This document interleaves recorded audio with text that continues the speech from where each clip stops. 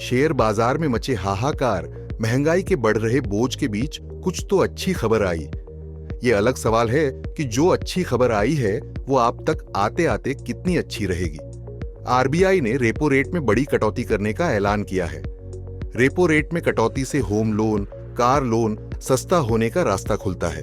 EMI घटने की उम्मीद बढ़ती है। रेपो रेट का मतलब जिस रेट पर आरबीआई बैंकों को लोन देता है। बैंक को कम इंटरेस्ट पर लोन मिलेगा तो उन्हें भी अपने कस्टमर्स को कम इंटरेस्ट पर लोन की सुविधा देनी चाहिए। आरबीआई सीधे लोन सस्ता करने या ईएमआई घटाने जैसे फैसले नहीं लेता। आरबीआई के रेपो रेट घटने से बैंकों को राहत मिलती है। फिर बैंक तय करते हैं कि लोन सस्ता करना है या इंटरेस्ट रेट घटाना है या नहीं। पहले भी ऐसा होता रहा है कि आरबीआई जितनी राहत देता है, बैंक उस राहत को कस्टमर तक पास ऑन करने में अक्सर कंजूसी करते हैं। जरूरी नहीं कि बैंक कंजूसी ही करें। जरूरी यह भी नहीं कि दिल खोलकर इंटरेस्ट रेट घटाकर लोन कस्टमर्स को राहत दे ही। आरबीआई गवर्नर संजय मल्होत्रा ने रेपो रेट में 25 बेसिस पॉइंट की कटौती का ऐलान किया है। इससे रेपो रेट 6% पर आ गया है। 2025 में लगातार दूसरी बार आरबीआई ने रेपो रेट में कटौती की है।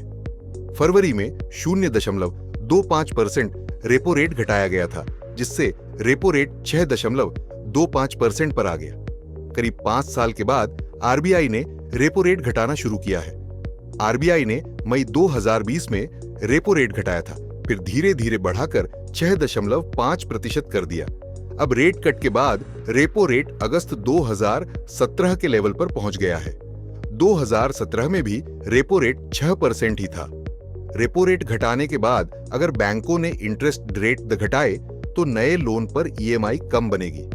जिनका लोन पहले से चल रहा है उनमें फायदा उन कस्टमर्स को मिलेगा जिनका लोन फ्लोटिंग रेट पर होम लोन लिया है। फ्लोटिंग रेट और फिक्स्ड रेट दोनों की लोन स्कीम होती है। फिक्स्ड वालों का इंटरेस्ट रेट न तो घटता है न बढ़ता है। फ्लोटिंग वालों का तब घट सकता है जब बैंक इंटरेस्ट रेट घटाए, तब बढ़ जाता है जब बैंक इंटरेस्ट रेट बढ़ा दे। फ्लोटिंग और फिक्स्ड का ऑप्शन होम लोन में ही मिलता है। कार लोन फिक्स्ड पर ही होता है।